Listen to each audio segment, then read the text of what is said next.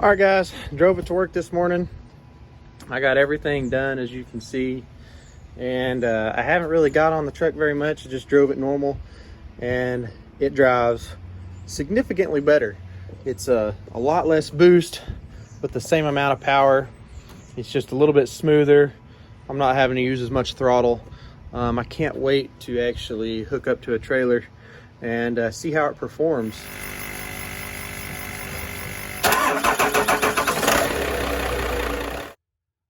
Guys, we're here on another day here. We're going to try to get this turbo mounted.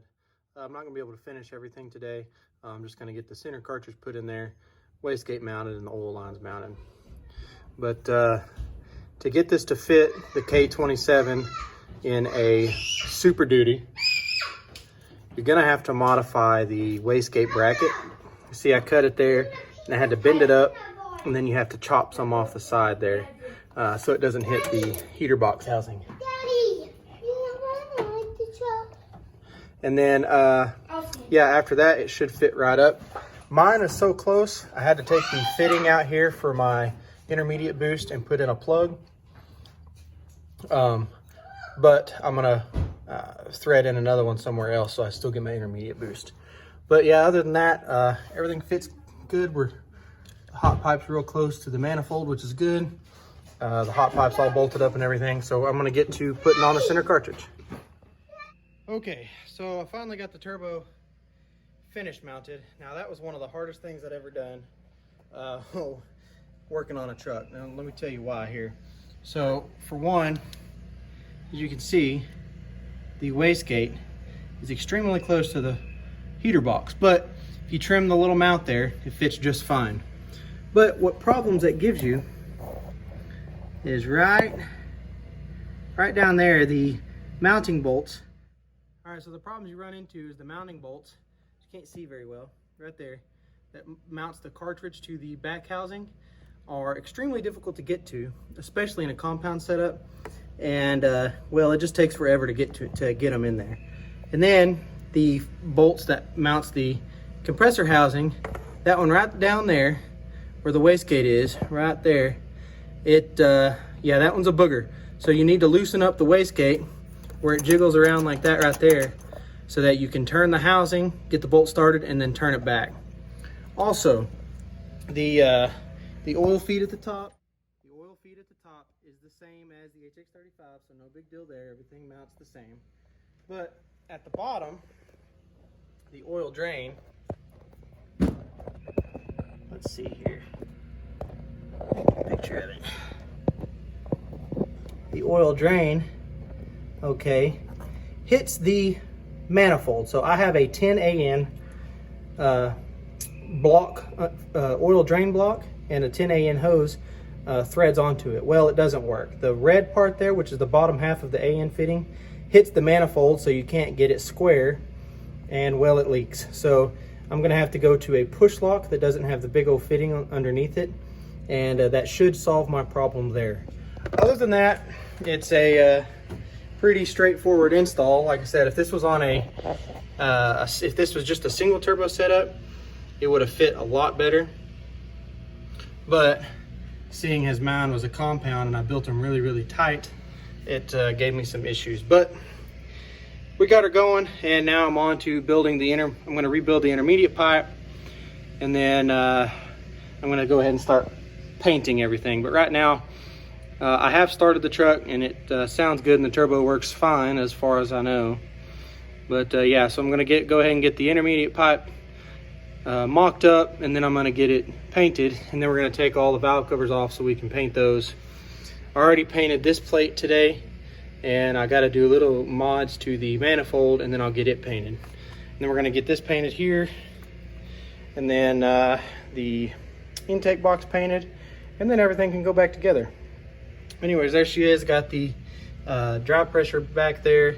I'm going to mount this sensor up here real good, and then rewire loom all that so it looks nice and pretty. And then this is going to go up there with it too. But yeah, so that's progress so far, guys. All right, so I'm going to get to fixing the oil drain.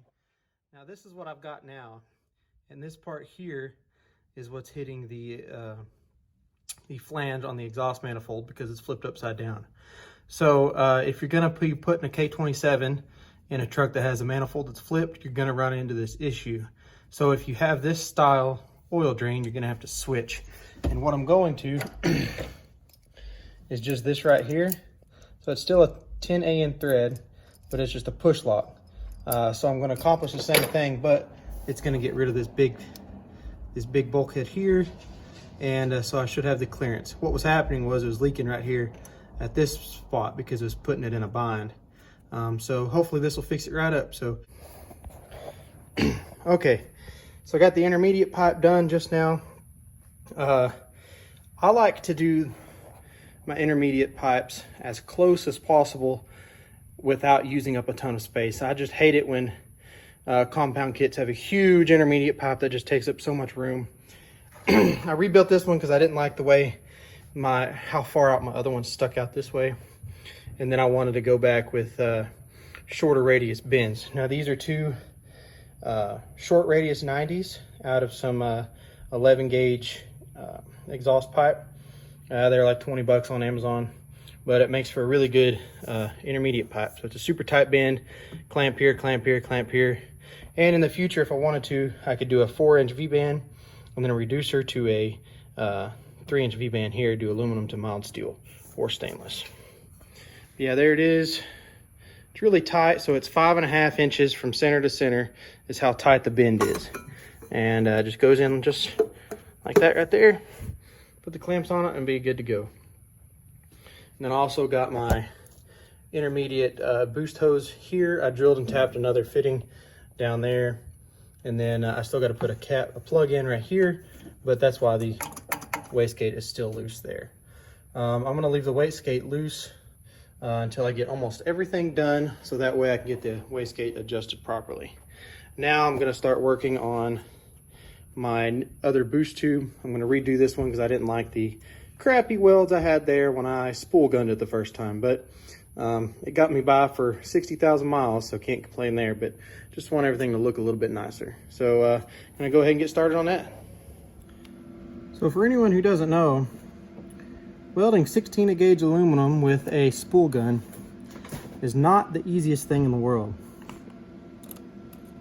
It's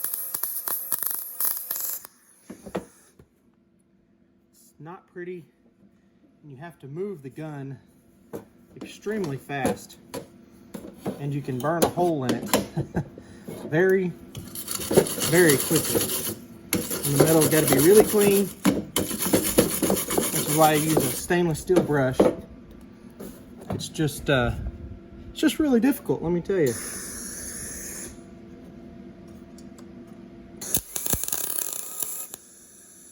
See, you burnt a hole in it.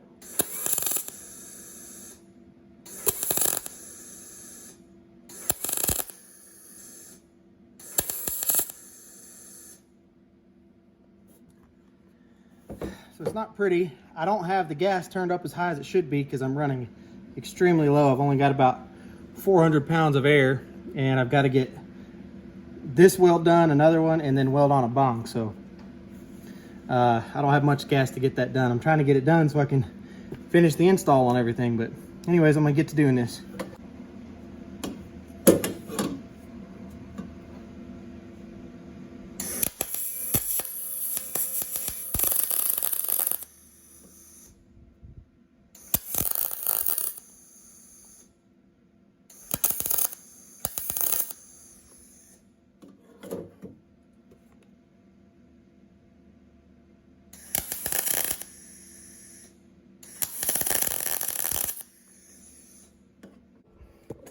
But got that one done. Clean it up and it won't look too bad. Now on to the other piece and then the bone. All right, got that weld done, and that one. So they ain't perfect. I had to grind some off of that, but they're sure are gonna work. And maybe eventually, whenever I have more money, I can hire someone to build me some stainless steel ones that look really good. But this will work for now. I mean, it's not pretty by any means, but it'll definitely work. So now I can go ahead and start putting everything on. All right, guys, It's been a day, so I'm happy to say that I got my spool gun for aluminum welding working pretty dang good. I'm a lot happier with it than I was the first time, because I was rebuilt these pipes and I put in a bong so I could check intake temperature pre and post intercooler. And then I needed to weld a new V-band on here. Well, as you can see, that one right there is pretty good for a spool gun. It's not bad. It ain't gonna leak. It looks a lot better than my other ones. And then I got a bung here. So now I've just got to weld. I got 2 more welds on this other pipe, and then we should be good to go, and I can go ahead and finish up this turbo install. It's taken me 2 weeks because just haven't had time to work on it every day. But if you don't know, here's my welder. It's just a clutch welder. And then here's the spool gun I'm using. Sorry about the mess. I just throwing stuff everywhere, and we're trying to sell our house and move, so unorganized it is. Oh well. But yeah, so I'm gonna go grab this other pipe and see about getting it welded up. It is completely done. Only took forever, but she's done. Everything's painted. Everything looks good. Got the box painted. Pipe is black right there. Got a white new intermediate pipe. That's white. So I'm not gonna paint these just yet. I don't know if I'm gonna have those redone out of stainless. And even if I do, I'm just gonna go ahead and get them powder coated instead of rattle can like I have everything now. But yeah, I went ahead and painted the valve covers black because the other paint I used had turned yellow. I think the clear coat did. So I just went ahead and painted them black, so that way it's pretty good contrast. So that is black, that is white, the twin feed, and then the plate is black down there. Painted the my coolant pipe there white, and then there's the good old K27. So I'm gonna clean up my tools and then fire up and hopefully drive it to work tomorrow. All right guys, drove it to work this morning. I got everything done, as you can see, and I haven't really got on the truck very much. I just drove it normal, and it drives significantly better. It's a lot less boost, but the same amount of power. It's just a little bit smoother. I'm not having to use as much throttle. I can't wait to actually hook up to a trailer and see how it performs. I could tell my EGTs are already a little better. Maybe like an average of 75 to 100 degrees. Never got over 700 this morning driving to work, and I was doing 70, 75. So it's a really good improvement already, even though it was never really hot anyways. But yeah, here it is. Everything looks good painted. I'm really happy with it. I need to get these painted. I don't know what color though, probably just white, but I'm gonna have those powder coated. That way they look halfway decent, other than the spray paint I have on everything else. But it all looks good. As you can see, my filter sucked up a label there. I don't know what it was, but we'll get that out later. But anyways, yeah, everything turned out. All in all, the K27 is a pretty decent install if you know, if it's just a single replacement of an HX35, it'd be a no-brainer and super quick and easy. But seeing that my compound setup was so close together, and that I had the HX35 5-bolt flange on my hot pipe instead of just the 3-inch V-band, made things a little bit more difficult. And I already didn't have a manifold. I had the stock one, so I had to do quite a bit of work to actually get it put on there. But as you can see, it clears the heater box. The wastegate is just a little close, but if you the wastegate bracket, you just grind about a 1/4 inch of it off. It fits perfect, and you have plenty of room. Anyways guys, here's the install. Hope you enjoyed, and if y'all have any questions, don't hesitate to let me know.